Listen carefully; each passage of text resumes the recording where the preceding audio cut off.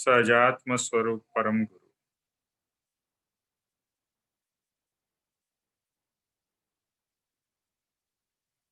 सो अभी दिवाली का पावन अवसर गया। दिवाली का महत्व आप लोगों ने मंत्रमाला में भी सुना होगा। इसके काफी अलग अलग दिवाली के दिन का इम्पोर्टेंस है।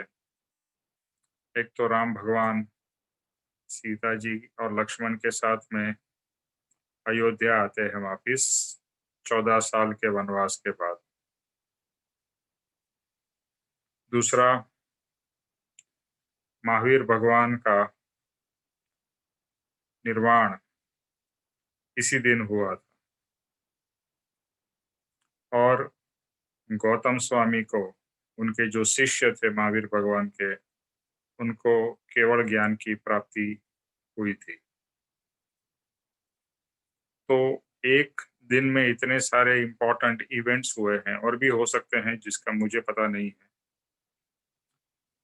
तो इतना महत्व का ये दिन है और जैसे सिंबॉलिक कहा जाता है कि it is victory of good over evil, या दिया जो है, दिवाली का दिया, वो एक प्रकाश का सिंबल है जो कि अज्ञान के अंधकार के ऊपर में विजय प्राप्त करता है।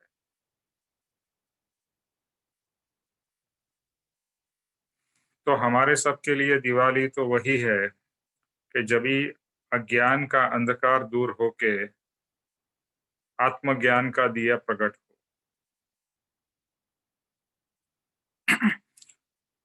तो वह हमारे लिए सच्ची दिवाली है। बाकी तो हम जैसे पूजा पाठ और बाकी सब क्रियाएं करते हैं दिवाली के दिन, वो तो है ही। वो भी हमारे अंदर में भक्ति भाव और शुभ भाव प्रकट करती है।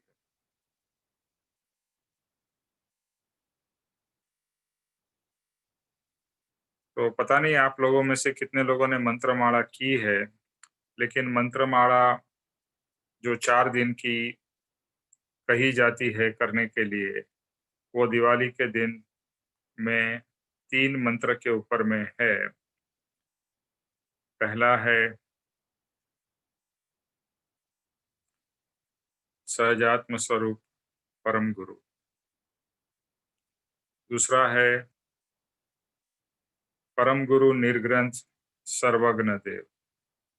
और तीसरा है आत्म भावन भावता जीव लहे केवल ज्ञान। तो ये तीनों मंत्र की पूरी डिटेल है, वो उसमें मैं अभी नहीं जाऊंगा, लेकिन ये मंत्र आत्मज्ञान के लिए, आत्म कल्याण के लिए खूब खूब उपकारी है और अलग अलग कर्मों के लिए, अलग अलग हमारी ग्रंथियों के छेदन के लिए ये मंत्र की प्ररूपणा है। तो इस दिवाली में अगर नहीं हुआ है तो आप जरूर भाव कर सकते हैं कि अगली दिवाली में ये मंत्रमाला हम करेंगे। और इस बार कोरोना की वजह से आप लोगों का मिलना भी शायद नहीं हुआ हो, तो अगली बार जरूर मिल के जितने भी लोग दिवाली का मंत्रमाला कर सकते हैं, तो बहुत ही शुभ और बहुत ही अच्छे भाव में दिवाली गुजरती है।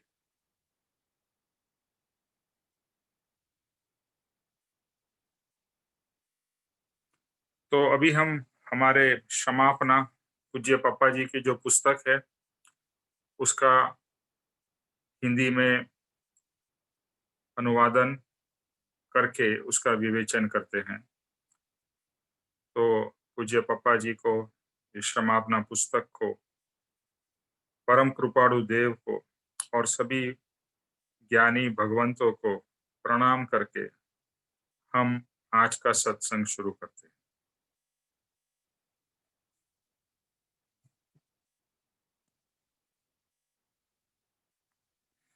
हम वचन कर रहे हैं, एक पल भी आपके कहे हुए तत्वों की शंका न हो।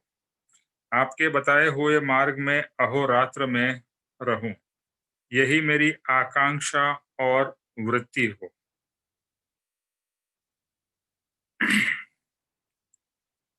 यहाँ पर तत्व की बात है। क्या कहा है? एक पल भी आपके कहे हुए तत्वों की शंका न हो, आपके बताए हुए मार्ग में अहोरात्र में रहूं, यही मेरी आकांक्षा और वृत्ति हो।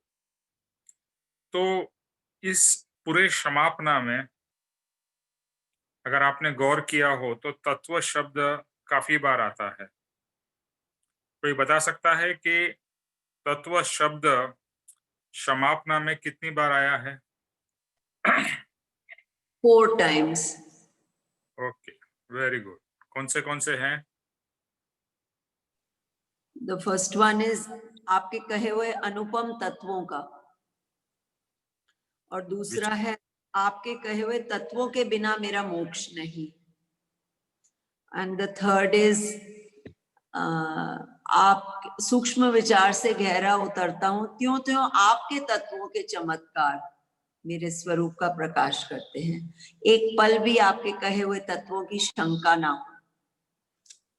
Right, okay, perfect. Sweety ji का जवाब है। तो तत्व के बारे में 4 बार एक समापना जो एक पेज की लगभग है, उसमें कृपाणुदेव ने 4 बार इसका रेफरेंस या जिक्र किया है। तो आप समझ सकते हैं कि तत्व कितना कितना इम्पोर्टेंट है, और तत्व के बिना मेरा मोक्ष नहीं है। आपके कहे हुए तत्व के बिना मेरा मोक्ष नहीं है। मतलब मोक्ष के लिए तत्व इज अ मस्ट। तत्व की जानकारी, तत्व का ज्ञान, तत्व का अनुभव, सब तत्व की पूरी, यानी जैसे कह सकते हैं संपूर्णता से हमें तत्व को जानना, समझना और अनुभव करना है। तो यहाँ भी उसी की बात हो रही है कि एक पल भी, एक पल, एक पल मीन्स यू नो एक फ्रैक्शन, अभी आज के जमाने में कहे तो सेकंड या फ्रैक्शन ऑफ सेकंड भी आपके कहे हुए तत्व की शंका न हो।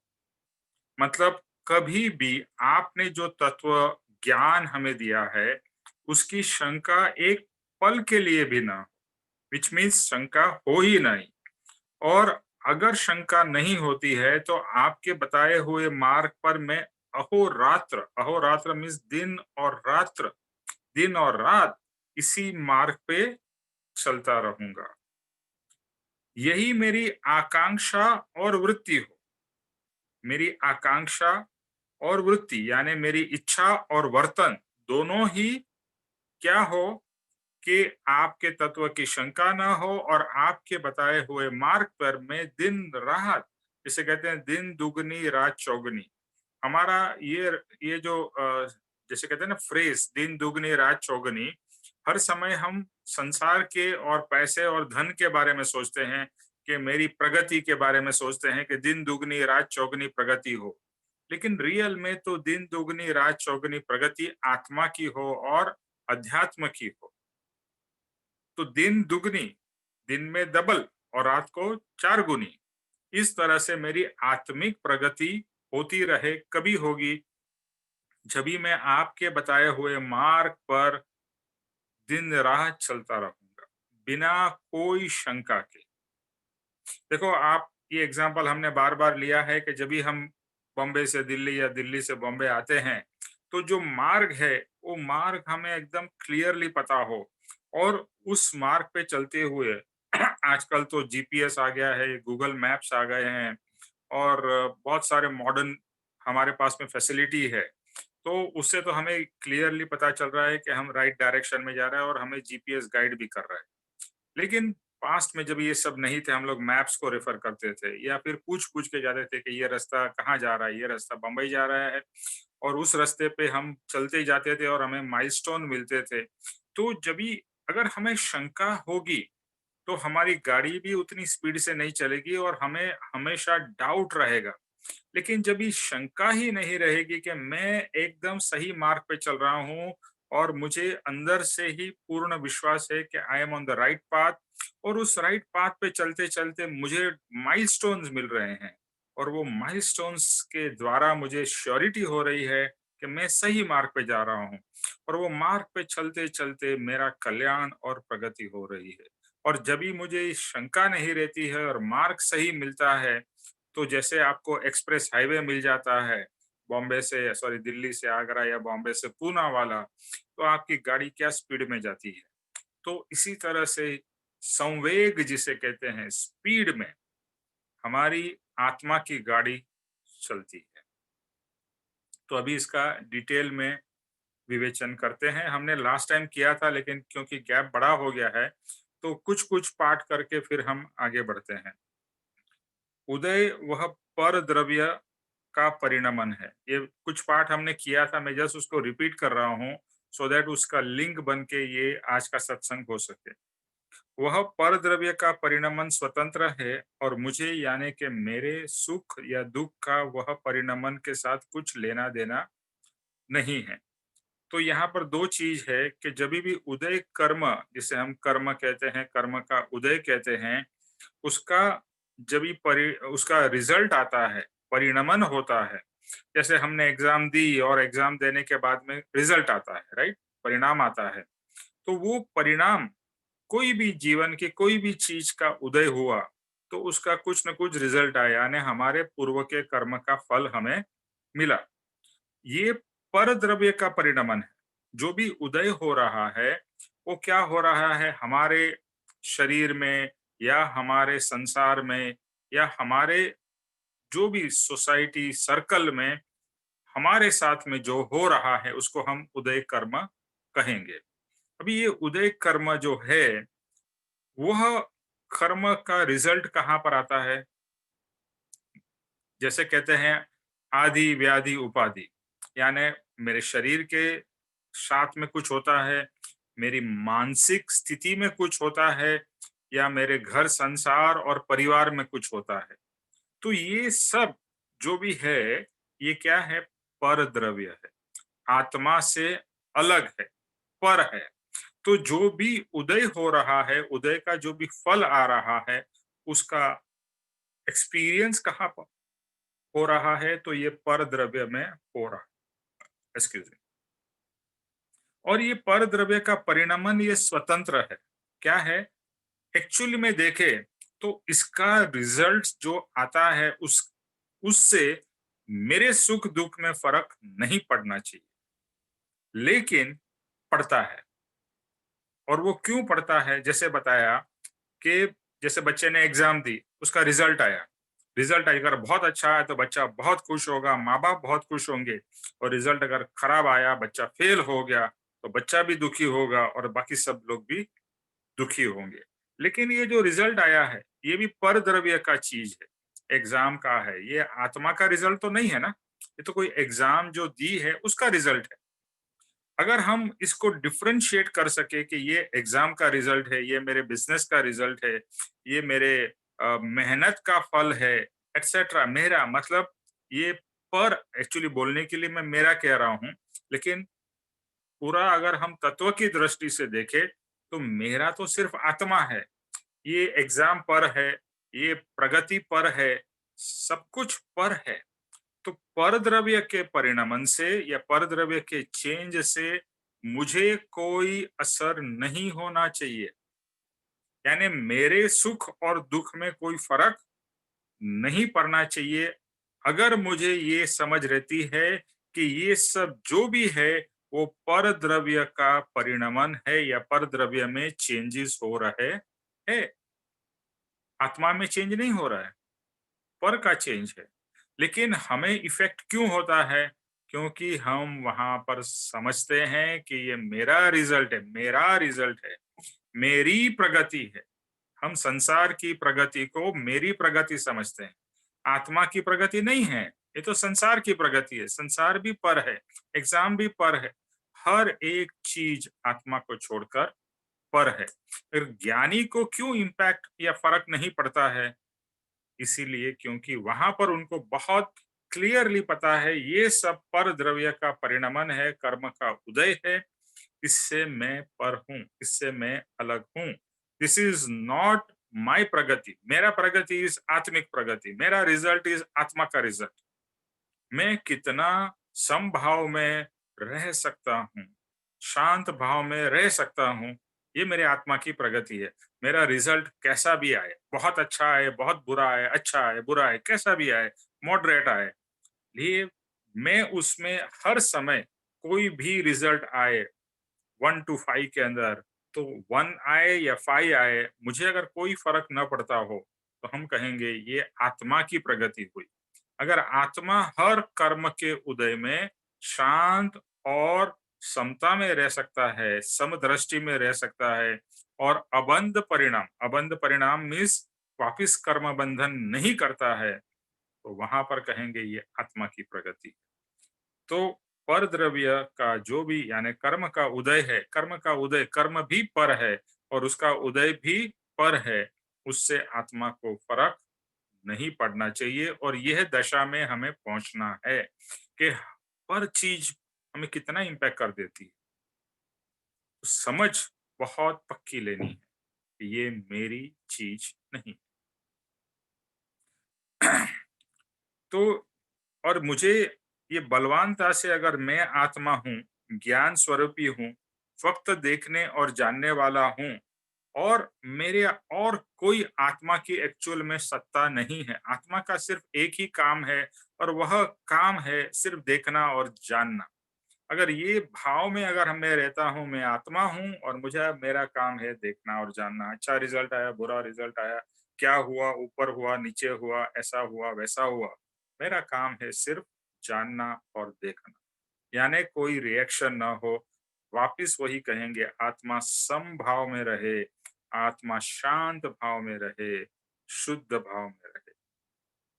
जड़ की कोई भी क्रिया से अगर आत्मा स्वम समभाव में अगर रहना चाहे, तो वह रह सकता है। पापा जी क्या कहते हैं? अगर कोई भी क्रिया से अगर आत्मा समभाव में रहना चाहता है, तो वह रह सकता है और कोई परद्रव्य हमारा कुछ बिगाड़ नहीं सकते। तो ये जब ये वचन पढ़ते हैं तो हमारे को बहुत अंदर से एक प्रेरणा मिलती है, एक बल मिलता है। क्या बल मिलता है? कि अगर मैं चाहूँ तो, मैं चाहूँ ये बहुत ही इम्पोर्टेंट है। अगर मैं चाहूँ और मैं दृढ़ निश्चय करूँ, मैं भाव करूँ, तो कोई भी क्रिया से मेरे स्वभाव में या समभाव में रहना चाहूँ तो मैं उसमें रह सकता हूँ।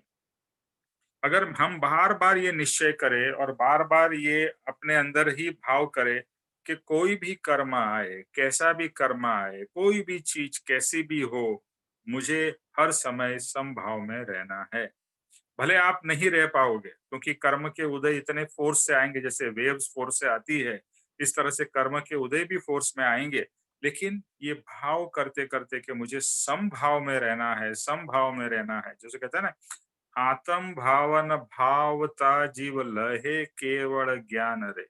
मतलब आत्मा का भाव करते करते आत्मा केवल ज्ञान की दशा प्राप्त कर लेता है। क्या भाव करना है? मुझे आत्मा भाव में रहना है, मैं आत्मा हूँ। बस ये भाव निरंतर अगर चलता रहता है तो हम केवल ज्ञान तक पहुंच जाएंगे, which is our ultimate destination. केवल ज्ञान, अल्टीमेट ज्ञान। तो यही पुरुषार्थ है। तो जब भी ऐसे-ऐसे वचन पढ़ते हैं ना कि अगर हम चाहें तो ये अचीव कर सकते हैं। शर्त ये है कि ये कंटिन्यूअस चलना चाहिए। दूसरा कि हमारे हमारे पास में सद्गुरु की छत्र छाया हो, सद्गुरु का योग बल हो, सद्गुरु का शरण हो, तो ये सब अचीव होना बहुत ईज़ी और पॉसिबल। अब देह से पर मैं आत्मा हूँ, ऐसा रोज दृढ़त्व करते रहे, तो देह की कैसी भी क्रिया से आत्मा को ज़रूर असर नहीं होगी, यह पक्का मानना। तो ये देह से भिन्न मैं आत्मा हूँ, हमको रिमाइंड करना ही पड़ता है ना अपने आप को। हम भूल जाते हैं कि मैं देह नहीं हूँ, क्योंकि वापिस हम जैसे ही सत्संग से बाहर आते हैं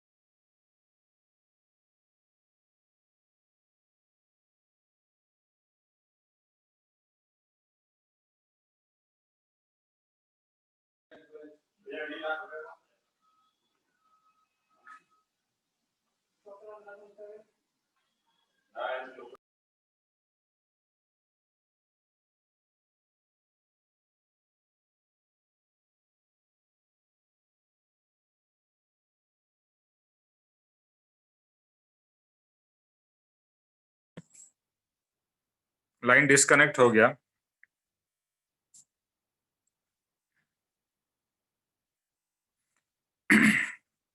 आत्मा के विभाव के साथ कर्म बंधे हैं, उसका जब समय पकेगा तब वह वापिस उदय में आएंगे। उदय में आए हैं वही बताते हैं कि उसके झड़ने का समय हो गया है। तो जब भी कोई भी कर्म उदय में आता है, कोई भी हो, अच्छा हो या बुरा हो, तो समझ जाइएगा कि उसका समय पक गया है और वह अभी फल दे रहा है। अच्छा भी फल देता है, बुरा भी फल देता है, सुख भी देता है, दुख भी देता है। जो भी देता है, ये समझ जाइए कि ये कर्म का फल का समय अभी आ गया है और कुछ समय के बाद में ये कर्म एंड हो जाएगा, कि उसका झड़ने का यानी कर्म की निर्जरा होने का समय आ गया है। तो कुछ भी हो, अच्छा हो या बुरा हो, और स्पेशली अच्छा हो तो हमें कोई प्रॉब्लम ज्यादा नहीं होती है, लेकिन बुरा होता है तो हम बहुत ही घबरा जाते हैं, बहुत ही आकुल व्याकुल हो जाते हैं। तो ये समझना है कि ये जो कर्म उदय में आ गया है, मतलब ये कर्म का समय जाने का हो गया है।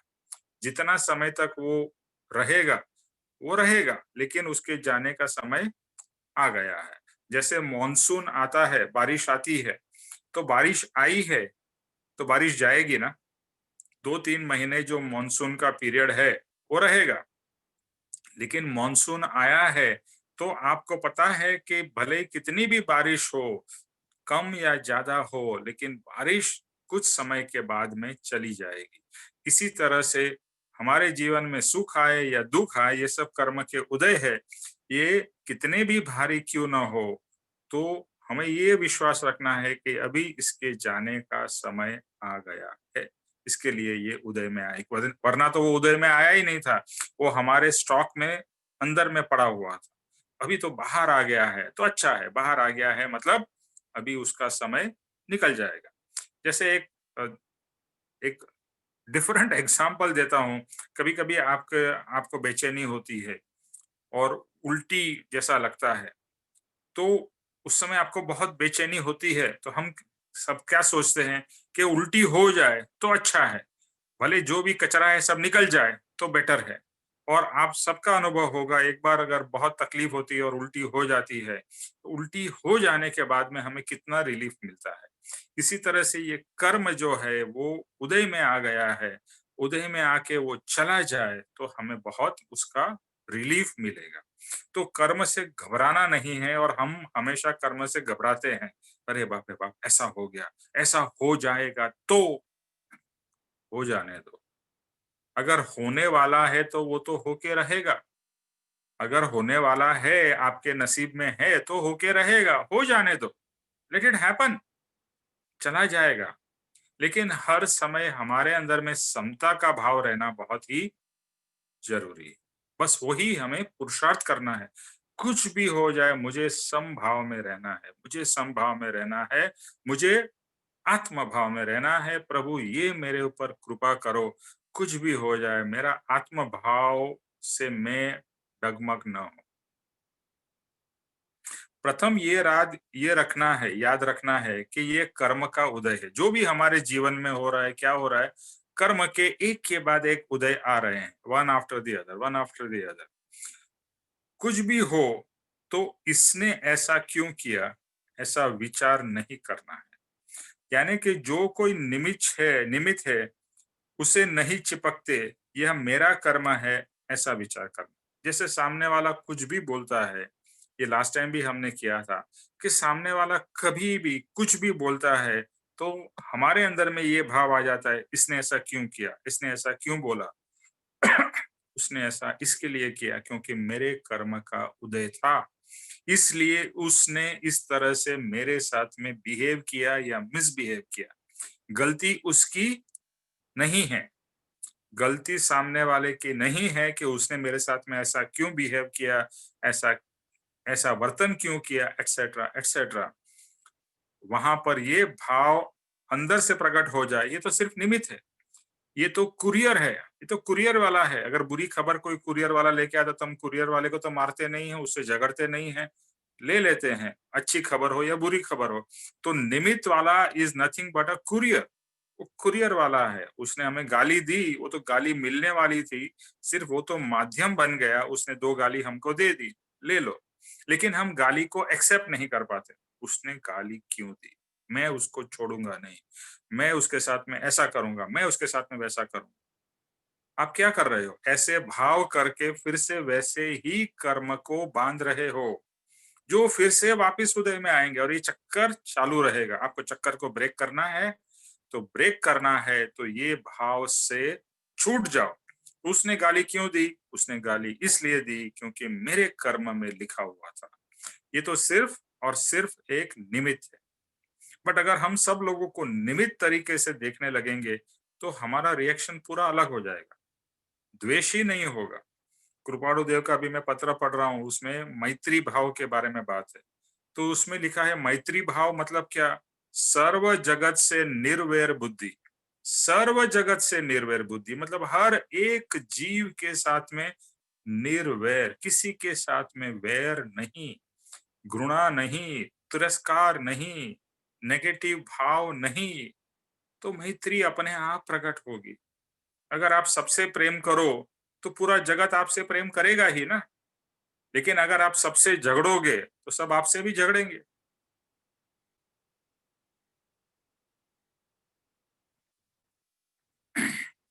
अपना आत्मा जितना शुद्ध होता जाएगा उतना आनंद और परमानंद, ऐसा सुखमय हमें अनुभव में होगा। तो अभी ये सब क्या है प्रोसेस? हम कर्म कर्म की बात कर रहे हैं। अल्टीमेटली कर्म का फिल्ट्रेशन यानी कर्म से मुक्ति। और जितना जितना हम कर्म से मुक्त होते जाएंगे ऐसे समता भाव में रहकर, तो क्या होगा? आत्मा शुद्ध होता जाएगा। अगर हम रिएक्शन नहीं देंगे या रिएक्शन कम देंगे तो उतना आत्मा हमारा शुद्धता की ओर बढ़ता जाएगा। तो यहाँ कहा है जितना आत्मा शुद्ध होगा उतना हमें आनंद और परमानंद का अनुभव होगा कि मैं सुखरूप आत्मा हूं। और अगर हमें ऐसा अनुभव नहीं हो रहा है तो वैसे वर्षा ये सोचना है कि अभी मेरा आत्मा बहुत ही अशुद्ध है। कोई बात नहीं, अशुद्ध है तो शुद्ध कर देंगे। अगर कपड़ा मैला है तो उसको धो के साफ कर देंगे, घबराने की बात नहीं है। और शुद्ध होना है, बस ये भाव निरंतर चलता रहे कि मैं अशुद्ध हूं, मुझे शुद्ध होना है। और शुद्ध होके प्रभु का या भगवान का जैसा आनंद और सुख है वो मुझे अनुभव करना है। बस भगवान यही मेरे पर कृपा करो। धन दौलत की इच्छा और प्रार्थना बंद बंद बंद। वही धन दौलत के कारण तो कर्म बंधन हो रहे, और कर्म बंधन के कारण ही तो हम दुखी हो रहे हैं। अरे हमारे नसीब में जो धन दौलत सुख मिलना है वो मिल जाएगा, उसके पीछे दौड़ने की जरूरत नहीं है। सिर्फ पुरुषार्थ है वो आत्मा के लिए करना है। ये समझ एकदम क्लियर हो जानी चाहिए कि मुझे जो भी करना है, मेरे जीवन का एक ही लक्ष्य है, वो है आत्मा। Very clear.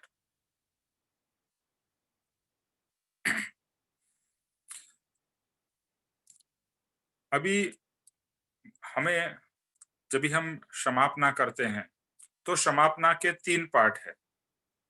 एक है आलोचना, दूसरा है प्रत्याख्यान या प्रतिक्रमण, और तीसरा है पचकाण या प्रतिज्ञा। तो पहला है आलोचना, मिस आइडेंटिफिकेशन। हमारी क्या गलतियां हैं, हमारे क्या दोष है, उसको आइडेंटिफाई करना, यानी सेल्फ एनालिसिस। सेल्फ एनालिसिस करना है, अरे मेरे में ये दोष है, मेरे में ये कमी है, आइडेंटिफाई करना है। और उसका प्रोसेस अभी हमने काफी बार डिस्कस किया है। एक तो सेल्फ एनालिसिस होती है, दूसरा होता है कि जब भी कोई हमें कहता है कि अरे तेरे में ये प्रॉब्लम है, अभी हर कोई तो हमें कहने वाला नहीं है, लेकिन हमारे जो निकट के व्यक्ति हो सकते हैं, चाहे हमारे पति पत्नी हो, बच्चे हो, माँ बाप हो, या हमारे निकट के फ्रेंड्स हो, वो हमें कहेंगे, या हमारे दुश्मन हो। दुश्मन तो बहुत अच्छे हैं एक तरीके से, क्योंकि दुश्मन हमारे को हमारे दोष बताते हैं। तो दुश्मन हमारे लिए भगवान है। एक तरीके से सोचे, क्योंकि दुश्मन मुझे मेरे दोष बता रहे हैं, तो जिसके कारण मैं दोष को समझ पाता हूँ, और समझ के फिर मेरा लक्ष्य क्या है, दुश्मन को थैंक यू बोलना कि मुझे दोष बताए। अभी मेरा तो गोल ये दोष से मुक्त होने का है। तो this is the second one, is self analysis. Second, दूसरा कोई हमें बताता है हमारे दोष। और तीसरा, जब भी हमारे को दूसरे में दोष दिखाई देते हैं, उसका ये मतलब है कि वो दोष हमारे में भी मौजूद है। अगर मुझे किस में जेलसी दिखाई देती है, तो इसका ये मतलब है कि मैं भी जेलस हूँ। अगर मुझे दूसरे का मान दिखाई देता है, इसका मतलब मेरे में भी मान है। तो हमें जब-जब भी दूसरे के अवगुण दिखते हैं या गुण दिखते हैं, तो वो है तो इसके लिए दिखते हैं। इसीलिए जो भी हमें दूसरे के अंदर में दोष दिखते हैं, वो हमारे अंदर में कहीं न कहीं मौजूद है। तो ये 3 तरीके हैं, एक स्वदोष, अपने आप अपना एनालिसिस, दूसरा दूसरे लोग जो हमारी गलतियाँ बताते हैं वो, और तीसरा जब भी हमें दूसरे में दोष दिखाई देते हैं, तो वो दोष भी हमारे अंदर मौजूद है। तो इस तरह से हमें अपने दोष को एनालाइज़ करना है, अंडरस्टैंड करना है। तो ये आलोचना हो गई।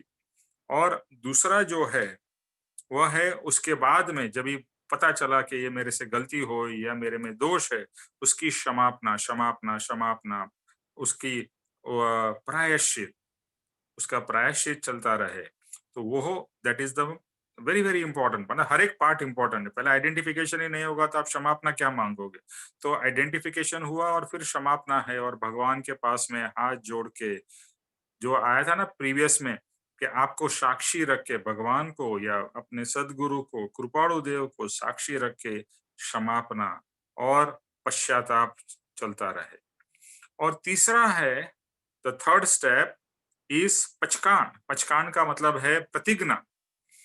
पहला समझो, आपसे एक सिंपल, हम बार बार, चलो गुस्से को छोड़ के आज मान के बारे में बात करते हैं कि क्रोध, मान, माया, लोभ, राइट? मान, चलो क्रोध को छोड़ के मान की बात करते हैं कि पहले मुझे आइडेंटिफाई हुआ कि मेरे में बहुत मान और घमंड है। तो ये आइडेंटिफिकेशन हुआ, ये, और मेरी आलोचना, यानी ये मैंने अपने आप को आइडेंटिफाई किया, या दूसरे लोग कहते हैं अरे तू तो यार बहुत इगोइस्टिक है, मान है तेरे में। ओके, चलो ये एक्सेप्ट कर लिया, मेरे में मान है, या मुझे खुद लगता है मेरे में मान है। तो ये क्या हो गया? First step identification. उसके बाद में मान है तो उसकी क्षमापना, उसका पश्चाताप, कि मेरे मैं मान के साथ में बिहेव करता हूँ। इसका क्या मतलब होता है? मान मतलब आप अपने आप को दूसरे से ऊपर समझते हैं ना, तभी तो बोलते हैं ना तेरे में मान है। तो अभी मुझे हर समय क्या करना है? अपने आप को दूसरे से नीचा मानना है। ओके, आप बड़े, मैं छोटा, आप गुरु, मैं शिष्य, या मैं, आप मालिक, मैं दास।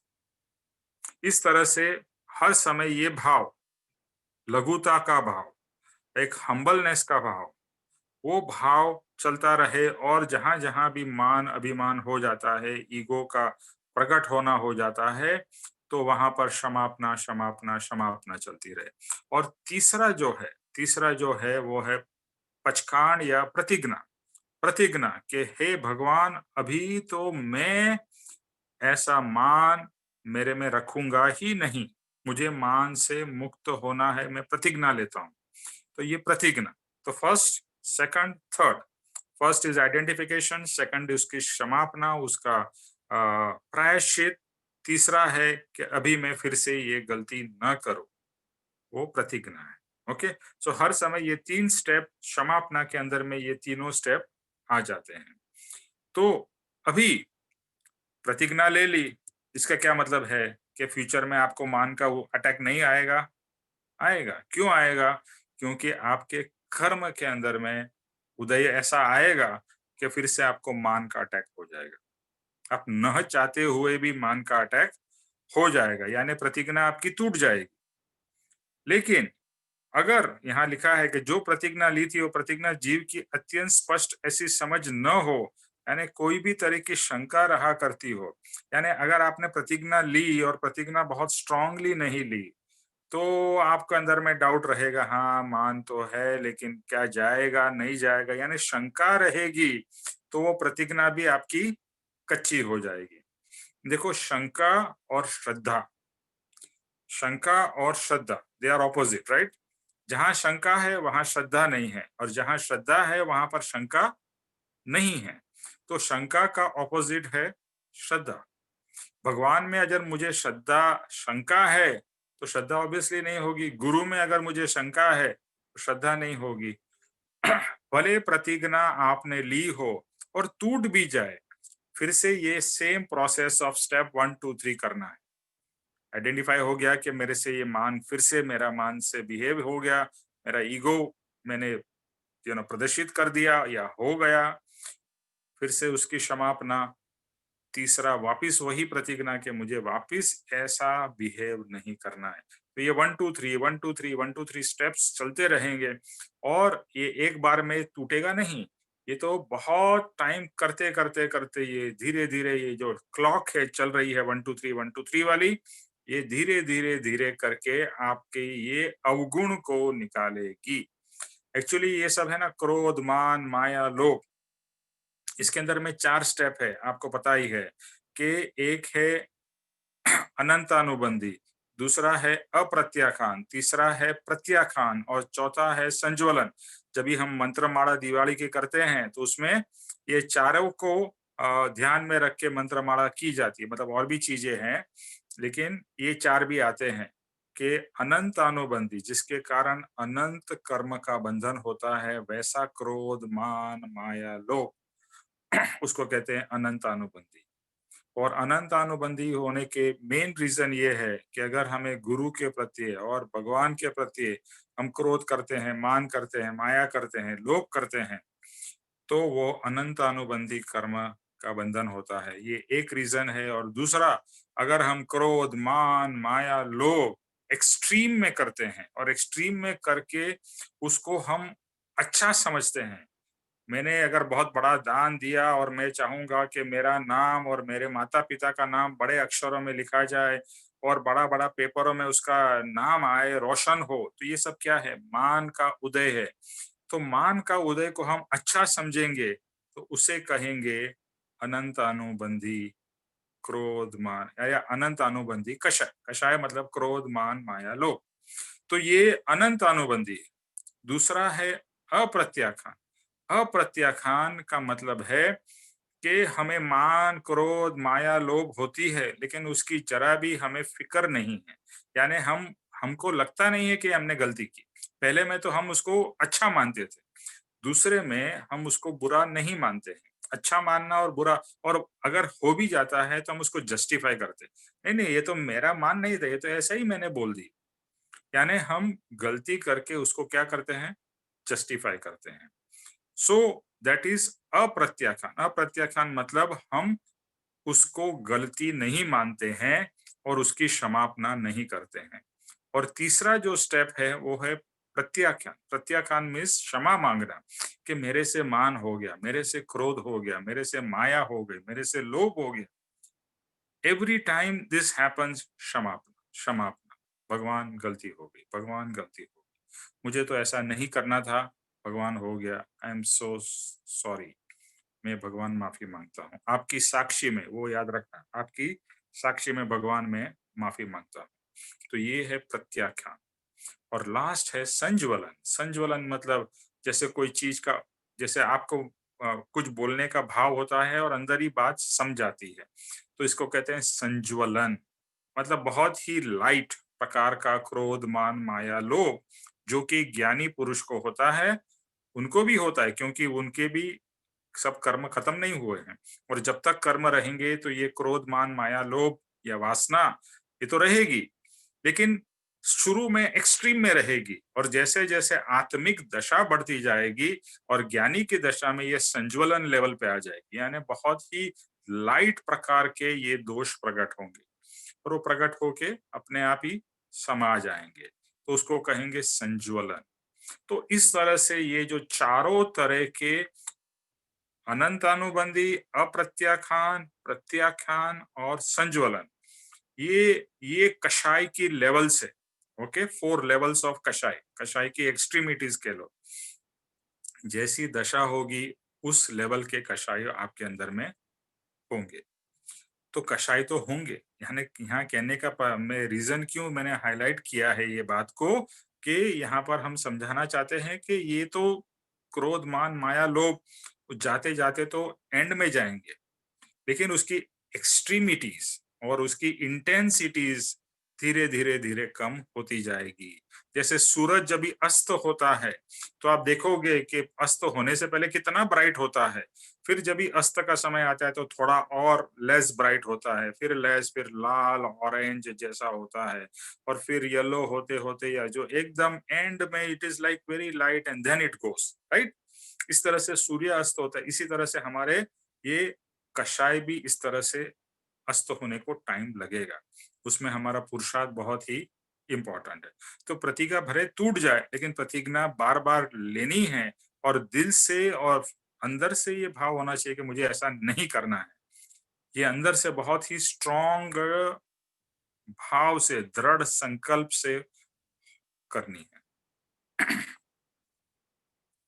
अभी मेन पे आते हैं कि तत्व के ऊपर विकल्पों चलते रहेंगे और ऐसी शंका रहा करती हो तो दृढ़त्व कहाँ से आएगा। समकित के जो 8 अंग है उसमें सबसे पहला महत्व का अंग है निशंकता। समकित के 8 अंग है, उसमें से मोस्ट इंपॉर्टेंट इज निशंकता। समकित मतलब सेल्फ रियलाइजेशन। तो निशंकता यानी शंका न हो।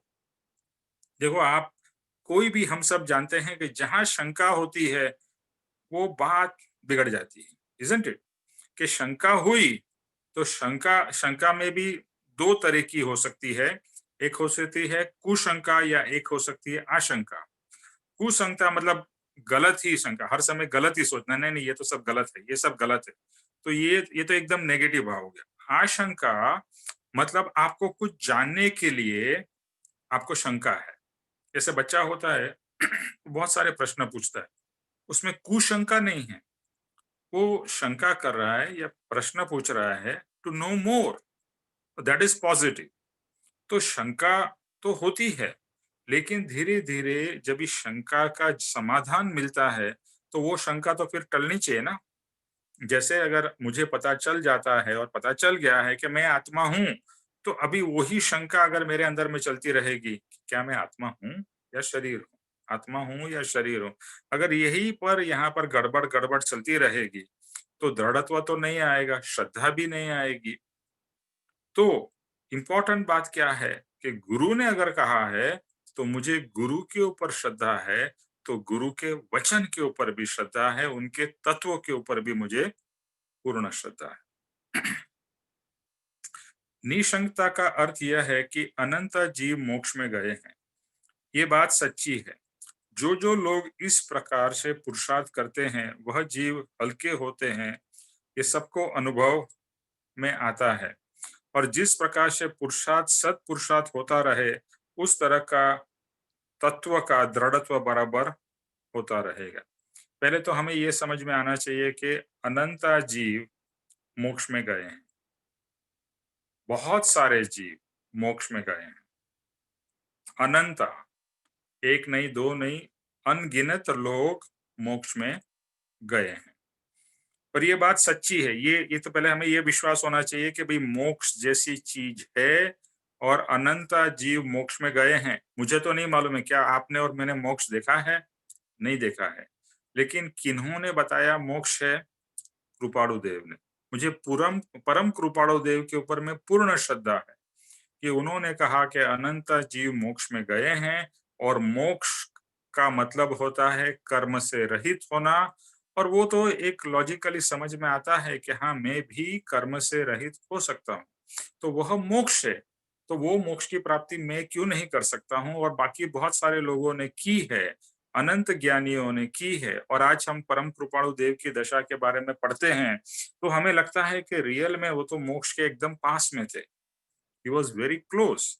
तो उनके जीवन चरित्र पढ़ के और उनके बारे में जानकर, उनकी दशा के बारे में जानकर दिस फीलिंग और दिस श्रद्धा, कॉन्फिडेंस हमें आता है।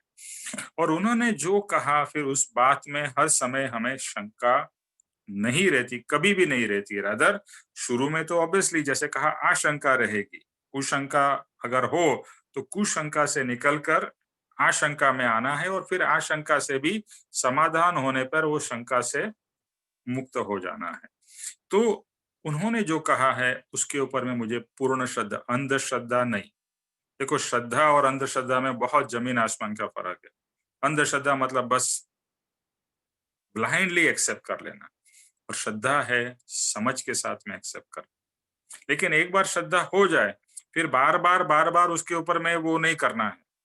जैसे एक एग्जांपल दिया जाता है कि अभी आपने खाना टेस्ट करना है कि खाना बराबर है कि नहीं, नमक मिर्ची मसाला बराबर है कि नहीं, तो आप थोड़ा टेस्ट करते हो, मुझे लगता है इसमें नमक कम है, ये कम है, तो आपने वो डाला, फिर से टेस्ट किया, थोड़ा अभी भी वो है तो थोड़ा और जो भी ऐड वगैरह करना था किया, फिर बाद में आपने खाया, अभी तक परफेक्ट है।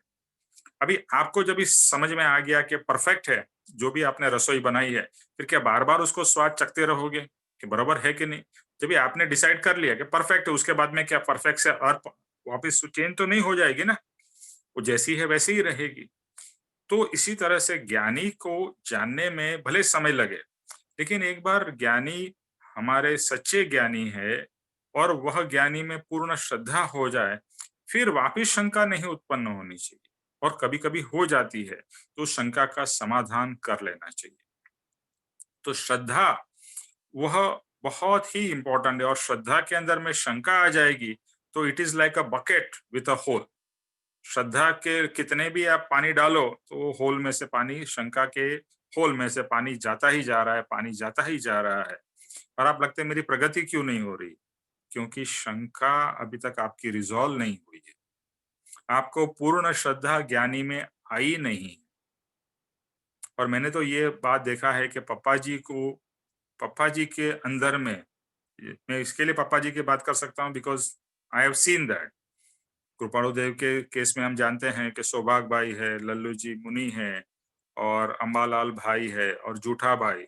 उनको कृपाणु देव पे पूर्ण श्रद्धा थी, पूर्ण मतलब 1.001% भी ये नहीं था कि ये पुरुष सही है या नहीं है। वो भी पुरुष नहीं, वो तो बालक थे, युवान थे। बट उनके ऊपर में अटूट श्रद्धा, और वह श्रद्धा के कारण उनको आत्मज्ञान प्राप्त हो गया। संकित होके बहुत ऊंची दशा उन्होंने प्राप्त की।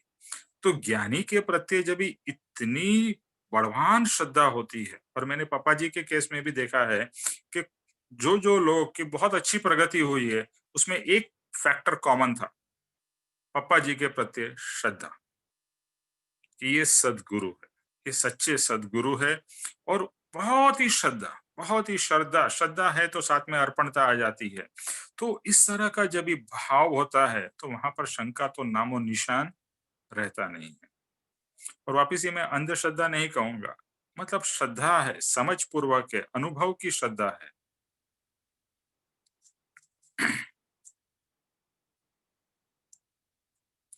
नए कर्म आते हो तो ये भयंकर उदय आ रहा है, वो पहले से ही समझ पड़ती रहेगी, परिणाम की प्रतीति मिलती रहेगी।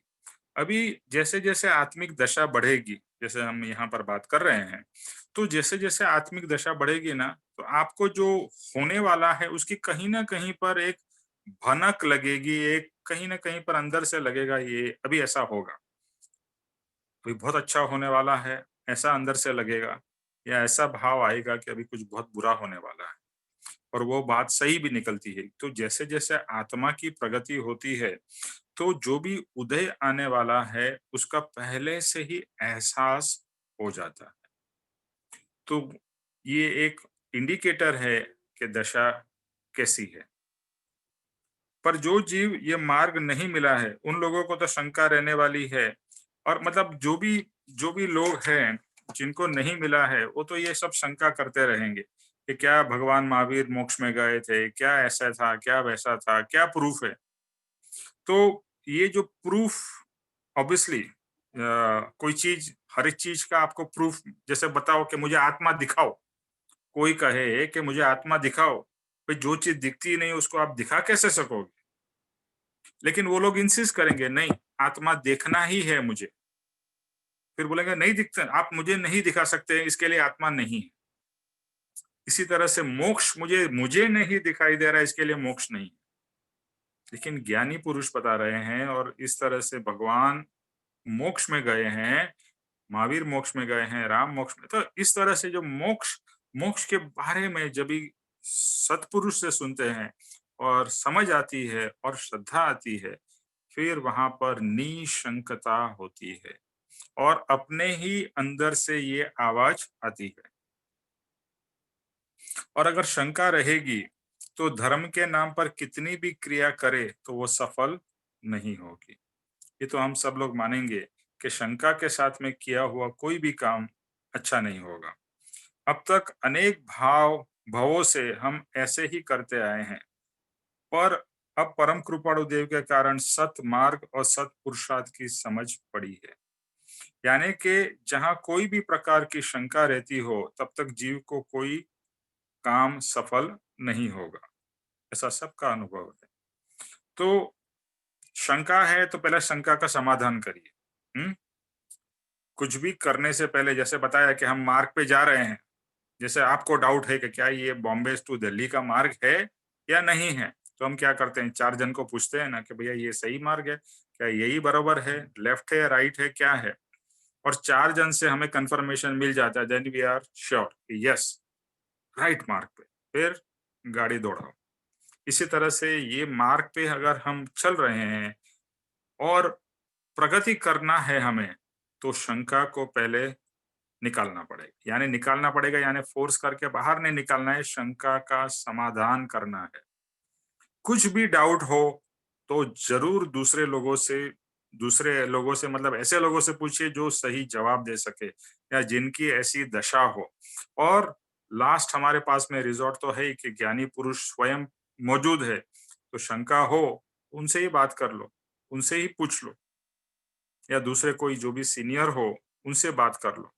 बट शंका का समाधान करो, क्योंकि शंका रख के आप भक्ति करोगे तो वो जैसे बताया, बकेट विथ अ होल, सब खाली हो जाएगा कुछ समय के बाद। जितना भी करो सब कुछ फल नहीं देगा। तो अंतर में रही जो कोई निशंकता का गुण है, वह जितना बलवान होगा उतनी आत्मा की विशेष प्रकार से आराधना कर सकेंगे।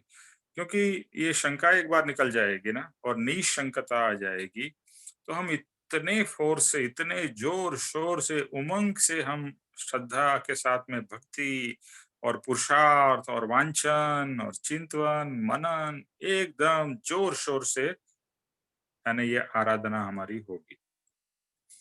यहाँ कृपाणु देव का एक पद है, लोक पुरुष संस्थाने कहा। एक पद है जो कृपाणु देव ने लिखा है, लोक पुरुष संस्थाने कहा। उस पद के अंदर में परम कृपाणु देव कहते हैं कि जहां शंका वहां गण संताप, ज्ञान वहां शंका नहीं स्थान, प्रभु भक्ति वहां उत्तम ज्ञान, प्रभु मिलने के लिए गुरु भगवान। तो कहते हैं कि जहां शंका वहां गण संताप। गण संताप मीन्स बहुत परेशानी। जहां पर भी शंका रहती है तो वहां परेशानी बहुत होती है।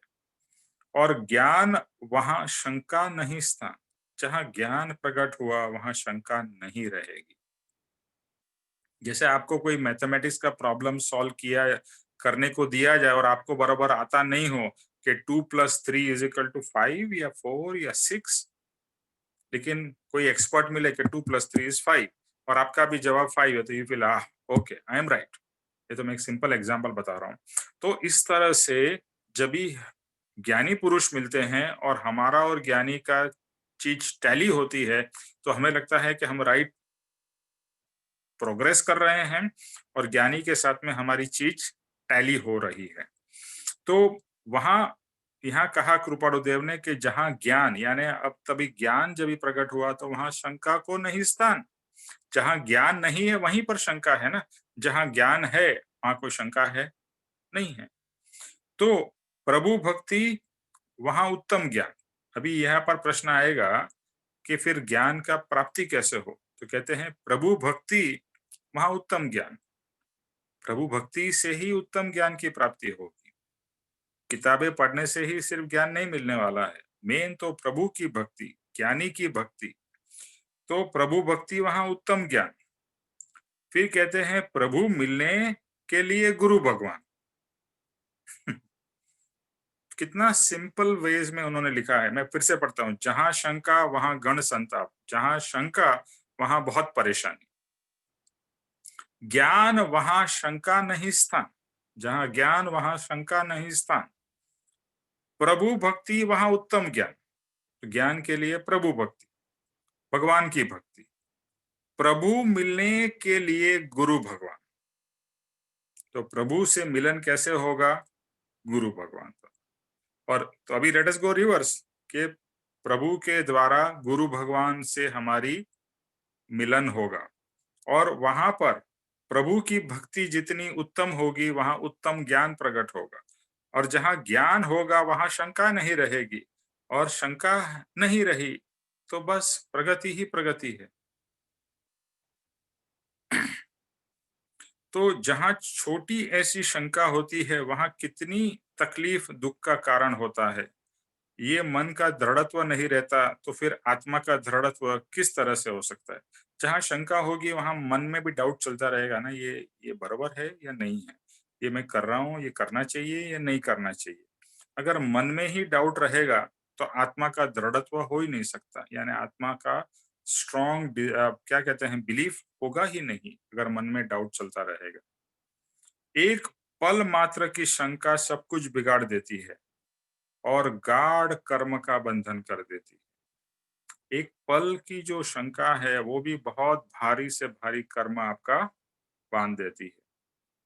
जिन्हें आंशिक भी आत्मा की प्रतीति और स्पष्ट ऐसा आत्मा का अनुभव हो चुका है, वह जीव को तो फिर कोई काल में वह शंका उत्पन्न होने का कारण ही नहीं है।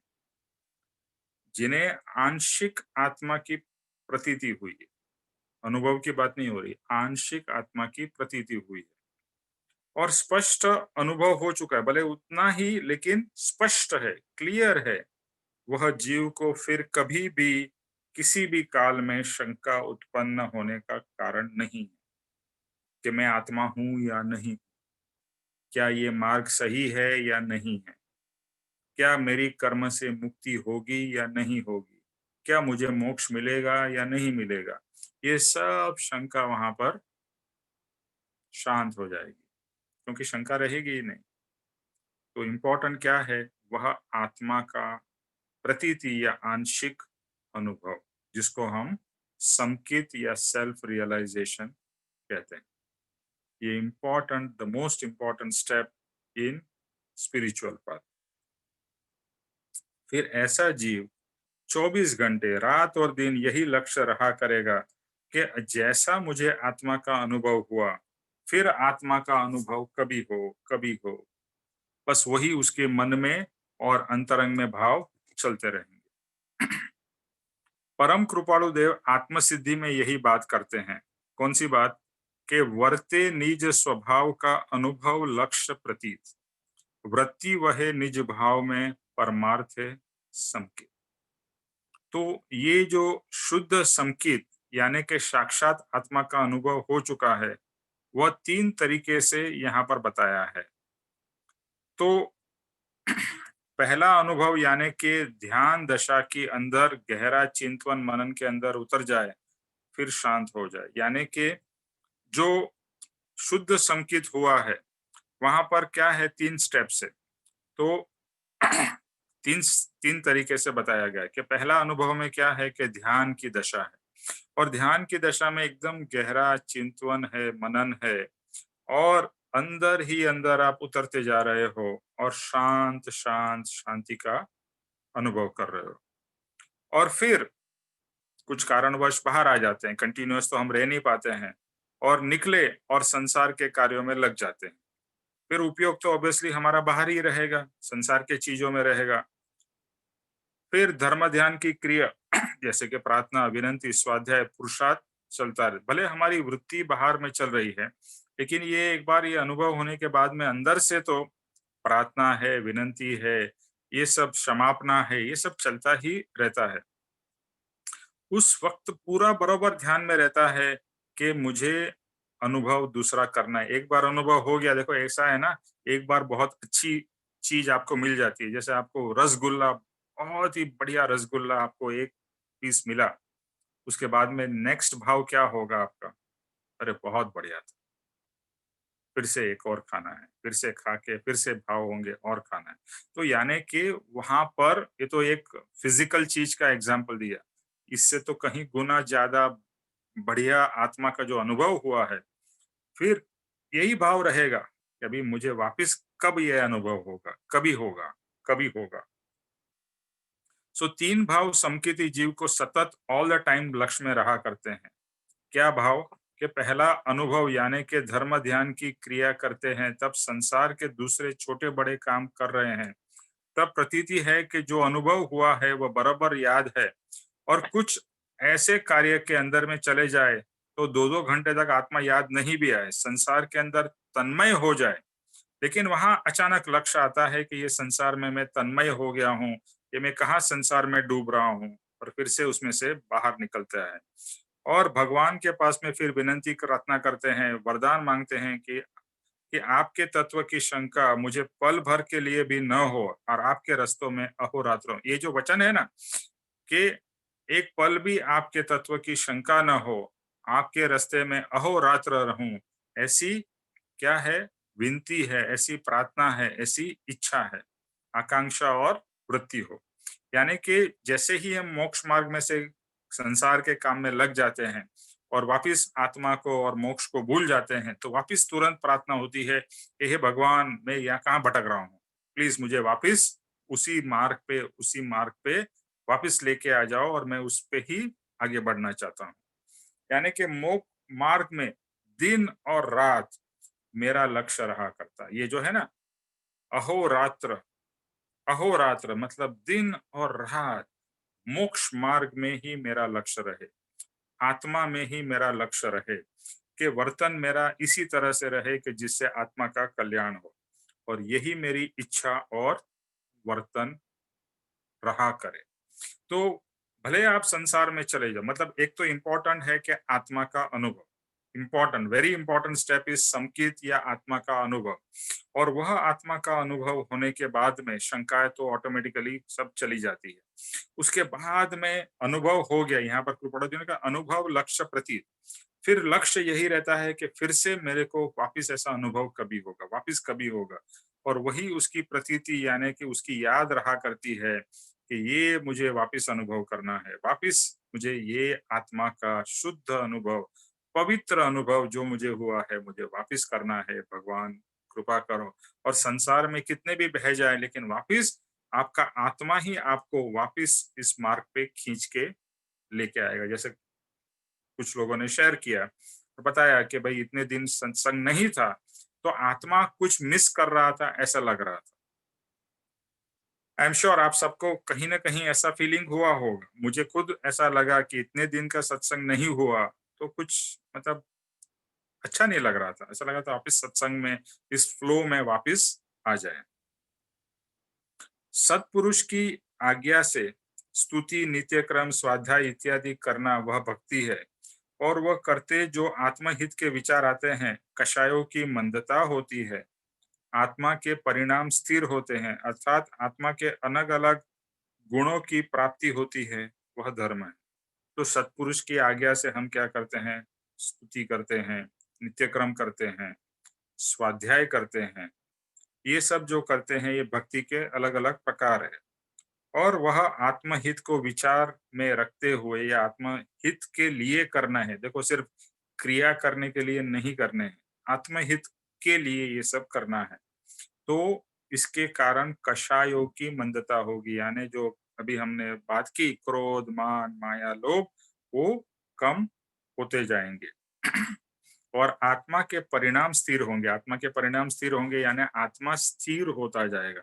ये आत्मा बहुत ही शेक और वाइब्रेट कर रहा है, छोटी-छोटी चीज़ से घबरा जाता है, डर जाता है और छोटी-सी तकलीफ में भी बहुत आकुड़-व्याकुड़ हो जाता है। लेकिन जब स्थिर होता है, तो कुछ भी हो जाए आत्मा की स्थिरता भंग नहीं होती है।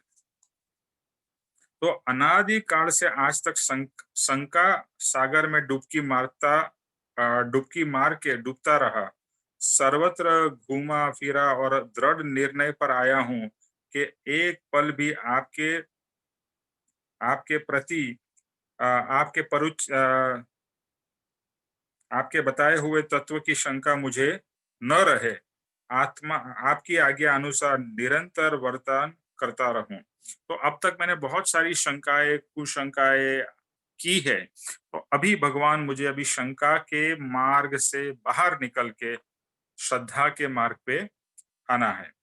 और अभी मुझे आपने जो तत्व बताए हैं उसका पर मुझे पूर्ण श्रद्धा है। देखो, जब तक आपको श्रद्धा नहीं हो, मैं श्रद्धा बोलूं, आप भी बोलो श्रद्धा, तो वो अंधश्रद्धा है। लेकिन आपको जब ये अंदर से लगे हाँ ये तत्व बरोबर है, ये साइंस बरोबर है, यहाँ पर ये आत्मा की बात बरोबर है, ये कर्म का सिद्धांत मुझे बरोबर परफेक्टली समझ में आ रहा है, तो लगेगा कि यस ये श्रद्धा है, अंधश्रद्धा नहीं। तो उसकी ही मुझे अभिलाषा रहे कि यही मैं करता रहूं, आत्मा के मार्ग पे चलता रहूं। सो मात्र मोक्ष और संसार मुक्ति और दुख मुक्ति एक ही प्रयोजन, उसके सिवाय मुझे और कोई दूसरा प्रयोजन न हो। मात्र मोक्ष और संसार से मुक्ति। मोक्ष का नाम क्या है? संसार से मुक्ति। और लिखा है संसार से मुक्ति और दुख मुक्ति। संसार का दूसरा नाम है दुख, दुख, दुख। ये बात तो बार बार पक्की हो जानी चाहिए। और जितने बार हम संसार में डुबकी मारते हैं तो रियलाइज होना चाहिए कि मैं दुख में डुबकी मार रहा हूँ, मुझे इसमें से बाहर निकलना है, यानी संसार में से या संसार भाव से बाहर निकलना है। तो संसार संसार भाव से मुक्ति यानी दुख से मुक्ति, वही मेरा प्रयोजन है, वही मुझे करना है। उसके सिवाय मुझे और कोई इच्छा नहीं है और कोई प्रयोजन नहीं है। बस यही मेरा धर्म है, यही मेरा लक्ष्य है, यही मेरा सर्वस्व है। अच्छा, अभी शंका जब भी होती है कि आशंका का कारण क्या है, तो सबसे बड़ा कारण ये होता है कि जिसके पास से हम लोग मार्ग मांग रहे हैं, क्या उनको आत्मा प्राप्त है? ये एक सबसे बड़ा और बहुत ही इम्पोर्टेंट प्रश्न है। क्या रियल में उनको आत्मा प्राप्त हुआ है? क्योंकि परम कृपाणु देव ने सदगुरु के गुरु के लक्षण में पहला ही कहा आत्मज्ञान या मुनिपणु। आत्मज्ञान है वही वही सच्चा मुनि है या वही सच्चे सदगुरु है। सदगुरु के लक्षण में भी वही कहा है, सबसे इंपॉर्टेंट आत्मज्ञान। आत्मज्ञान समदर्शिता विचरे उदय प्रयोग, अपूर्व वाणी परम शुद्ध सदगुरु लक्षण योग्य। लेकिन सबसे पहला क्या है? आत्मज्ञान। तो जिससे हम आत्मा की ज्ञान की प्राप्ति करना चाहते हैं, क्या उन्हें आत्मज्ञान प्राप्त हुआ है? This is very important. और जब तक ये प्रश्न का आपको जवाब नहीं मिलता है तो आपकी प्रगति नहीं होगी, आपकी श्रद्धा नहीं आएगी, आपकी शंका चलती रहेगी। तो जिनके भी पास से आप प्राप्त करना चाहते हो, उनको आत्मज्ञान हुआ है या नहीं हुआ, ये आपको अंदर से या आपके अनुभव से फील या रियलाइज होना चाहिए। जब तक ये नहीं होता है, तब तक श्रद्धा पक्की नहीं होगी या शंका चलती रहेगी। तो पहले तो बोलने वाले की श्रद्धा चाहिए, फिर उनके वचन की श्रद्धा। अगर हम कृपाणु देव के वचन के प्रति में श्रद्धा हमें कभी आती है, जब भी पहले हमें कृपाणु देव में श्रद्धा आती है ना, तो ही हमारे हमारे को उनके वचन में भी श्रद्धा आएगी। उनका श्रद्धा कहाँ से आएगी? इसके लिए शंका चलती रहेगी। वचन वह तत्व है, बोलने वाले वह गुरु है। वह गुरु गुरु है, कुगुरु है कि सुगुरु है, प्राप्त है या अप्राप्त है, ऐसा जब तक निर्णय न हो तब तक किस तरह से जीव बलवानता से आगे बढ़ सकेगा। देखो, ये वचन को लाइटली मत लीजिए, शंका को लाइटली मत लीजिए, क्योंकि शंका के सामने जब तक हम उसका रेज़ोल्यूशन नहीं करेंगे, तब तक प्रगति में बहुत हमारी गाड़ी टुडुक, टुडुक, टुडुक, टुडुक जैसे स्पीड ब्रेकर में एक गाड़ी चलती है ना, टुडुक, टुडुक वैसी हमारी गाड़ी चलेगी। क्योंकि शंका is like a speed breaker, शंका इज़ स्पीड ब्रेकर है, शंका इज़ स्पीड ब्रेकर है। तो गाड़ी आगे बढ़ ही नहीं पाएगी या बढ़ेगी तो बहुत ही धीरे-धीरे और झटके मार के बढ़ेगी। फ़ायदा नहीं होगा। आपकी भक्ति उपासना द्वारा आपके मार्ग की उपासना करता हूँ। यह एक ही अभिलाषा रहे, संवेग भाव वही अभिलाषा है। समकित के जो लक्षण है ना, उसमें है सम, संवेग, निर्वेद, आस्था और अनुकंपा। तो समकित के लक्षण में जो सम, संवेग, निर्वेद, आस्था और अनुकंपा है, तो हमें सम मीन्स कषाय का सम हो जाना, कषाय अपने आप कम होना, शम होना। दूसरा है संवेग, संवेग में स्पीड से अपनी गाड़ी चले और स्पीड से चलने के लिए शंका, शंका का समाधान होना चाहिए, शंका रहनी नहीं चाहिए, तो ही श्रद्धा से स्पीड से गाड़ी बढ़ेगी। निर्वेद कहते हुए संसार के भाव में निर्वेद यानी संसार के भाव अभी हमें अच्छे न लगे, उसे कहते हैं निर्वेद, कि ये सब छोड़ना है, इससे मुक्त होना है संसार संसार भाव से। आस्था, आस्था का मतलब है सद्गुरु में, इस मार्ग में आस्था या श्रद्धा। और अनुकंपा, तो जिन जिन लोगों को आत्मा मिला नहीं है या आत्मा का मार्ग नहीं मिला है, उनको हम देखते हैं कितने दुखी है, तो वहां पर अनुकंपा। सो मोक्ष के जो भी कुछ कारण है, वो कितने बलवानता से ग्रहण करने में आते हैं, प्राप्त करने में आते हैं, तो एक ही अभिलाषा रहती है कि कषाय की उपशांतता मात्र मोक्ष अभिलाष। जो हमने ये वचन किया था ना कि कौन सा आत्मार्थी के लक्षण, आत्मार्थी के लक्षण में क्या था? कषाय की उपशांतता मात्र मोक्ष अभिलाष, भवे खेद प्राणी दया। ये 4 लक्षण बताए थे आत्मार्थी के। क्या है? पहला कषाय की उपशांतता, कषाय कम, धीरे-धीरे कम हो, पुरुषार्थ से कम हो, समझ से कम हो। फिर मात्र मोक्ष अभिलाष, भवे खेद और प्राणी दया या आत्मा की दया। तो ये गुण हमारे अंदर में जैसे-जैसे प्रकट होंगे, तो हमारा आत्मा का प्रगति होगी, आत्मा की आराधन अच्छी तरह से होगा और समकित की प्राप्ति होगी। और खाते-पीते, उठते-बैठते रात और दिन एक ही वृत्ति रहेगी कि मुझे सहज स्वभाव में रहना है, मुझे सिर्फ आत्म स्वभाव में रहना है, यही मेरे भाव निरंतर चलते रहे। भले मैं आज आत्म स्वभाव में नहीं हूँ, लेकिन मेरी कामना या इच्छा क्या है कि मुझे आत्म स्वभाव में रहना है, मुझे आत्म भाव में रहना है, मुझे शांत भाव में रहना है, मुझे स्थिर भाव में रहना है। तो हर एक समय आत्मा की निज शुद्ध आत्मा की और भगवान के आत्मा की स्तुति रहे। यानी हर समय मुझे याद रहे कि शुद्ध आत्मा, भगवान का आत्मा दिखाई दे, अपना आत्मा का कहीं न कहीं पे एक रियलाइज़ेशन हो कि मैं भी भगवान के जैसा आत्मा हूँ, शुद्ध आत्मा, और हर समय शुद्ध आत्मा का भाव चलता रहे। और यह हर समय यह मेरी दृष्टि का विषय बना रहे। यानी शुद्ध आत्मा या भगवान का जैसा आत्मा है, वैसा ही मुझे मेरा आत्मा करना है। मात्र जानने जैसा, मानने जैसा, श्रद्धा करने जैसा, अनुभव करने जैसा शुद्ध आत्मा ही है। वापिस रिपीट करता हूँ, मात्र जानने जैसा, मानने जैसा, श्रद्धा करने जैसा और अनुभव करने जैसा एक शुद्ध आत्मा ही है। और वही शुद्ध आत्मा की आपको मुझे प्राप्ति करनी है और यही भाव करना है। तो ऐसी ही वृत्ति हो, यही सच्ची आकांक्षा। इसमें लिखा ना, ऐसी मेरी आकांक्षा और वृत्ति हो। तो यही वृत्ति कि भगवान मुझे वो शुद्ध आत्मा जो आपने प्राप्त किया है, बस वही मेरा लक्ष्य है, वही मुझे चाहिए, वही मुझे अनुभव करना है। तो बस अखंडता से ये भाव चलता रहे, तो बस समझ जाइए कल्याण, कल्याण, कल्याण, कल्याण। ओके? तो यहाँ पर हम ये आज का सेशन और ये वचन पूरा करते हैं।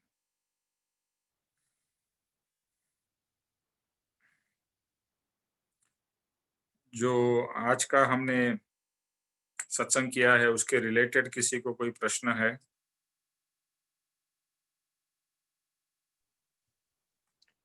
सर प्रश्न तो नहीं है, लेकिन मैंने जैसे आज आपने बताया, मैंने अपने आप में देखा, अपनी त्रुटियों को देखा, तो एक गलती हुई मेरे से मोह माया के उसमें, कि मैं कितनी संसारिक थी।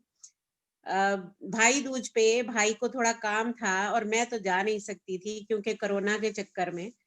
लेकिन उस दिन मेरा मन बड़ा उदास रहा। मतलब मैंने अपने आप को फील किया कि भाई मैं फिर संसारिक चक्करों में हूं ना। अगले दिन भाई आया, सुबह सुबह आ गया, लेकिन उस दिन मैंने बहुत फील किया अपने आप को, बड़ी उदास रही कि आज भाई मिला नहीं मेरे को। देखो हर्ष जी जैसा बताया, ये बहुत ही लंबा मार्ग है और संसार के भाव आज के दिन में होंगे ही, लेकिन ये आपने आइडेंटिफाई किया, वही सबसे बड़ा इम्पोर्टेंट बात है कि ये मेरे संसार के भाव में मुझे प्रकट हो गए और ये भाव से मुक्त होना है, यही बहुत इम्पोर्टेंट स्टेप है। ओके, क्योंकि संसार के भाव आज के समय में नहीं होंगे, ऐसा पॉसिबल नहीं है।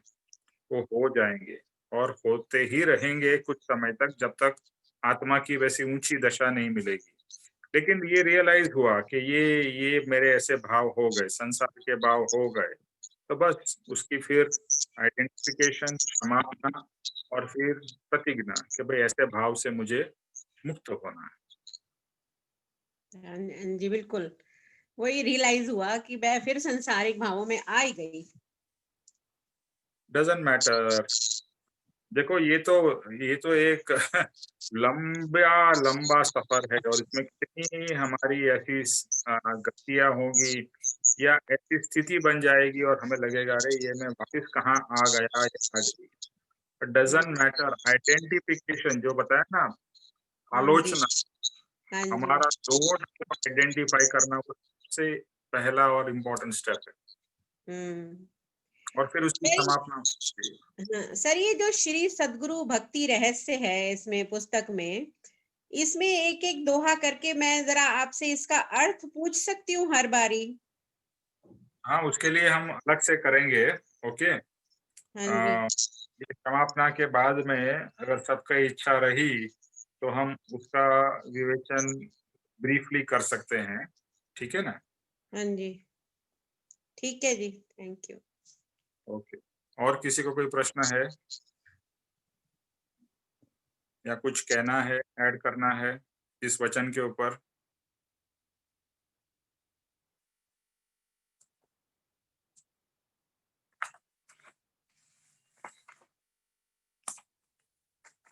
तो ठीक है, ये हमारा होमवर्क भी यही वचन रहेगा। एक पल भी आपके कहे हुए तत्वों की शंका न हो, आपके बताए हुए मार्ग में अहोरात्र में रहूं, यही मेरी आकांक्षा और वृत्ति हो। तो ये हमारा होमवर्क रहेगा।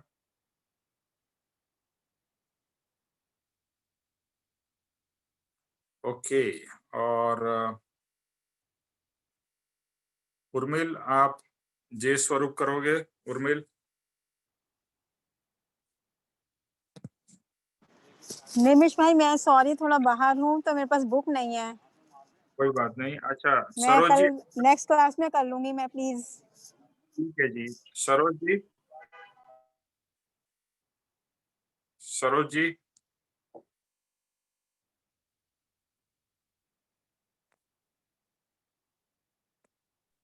हाँ निमिष भाई, मैं करूँ? करिए प्लीज। एक मिनट।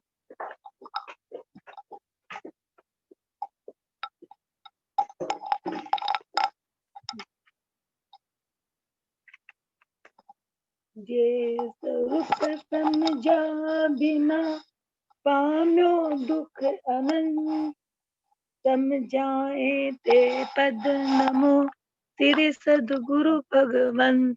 नमस्कार। परम पुरुष प्रभु सद गुरु, परम ज्ञान सुख धाम, जेने आप्यो भान निज तेने सदा प्रणाम। देह छता जेनी दशा वर्ते देहातीत, ते ज्ञानी ना चरण मा हो बंधन अग्नित। हे परम कृपालु देव, जन्म जरा मरण आदि सब दुखों का अत्यंत क्षय करने वाले वीतराग पुरुष का मूल मार्ग आप श्रीमान ने अनंत कृपा करके मुझे दिया। उस अनंत उपकार का प्रत्युपकार करने में मैं सर्वथा असमर्थ हूँ। फिर आप श्रीमान कुछ भी लेने में सर्वथा निष्प्रिय है, जिससे मैं मन वचन काया की एकाग्रता से आपके चरणाविद में नमस्कार करती हूँ। आपकी परम भक्ति और वीतराग पुरुष के मूल धर्म की उपासना मेरे हृदय में वह प्रियंत अखंड जागृत रहे, इतना मांगती हूँ, वह सफल हो। ओम शांति शांति शांति। त्रिलोकनाथ की जय हो। परम कृपाणु देव की जय हो। सदगुरु देव की जय हो। आज के आनंद की जय हो। के परमार्थ पुरुषार्थ और भक्ति की जय हो। जय हो। जय हो। को विजय कल्याण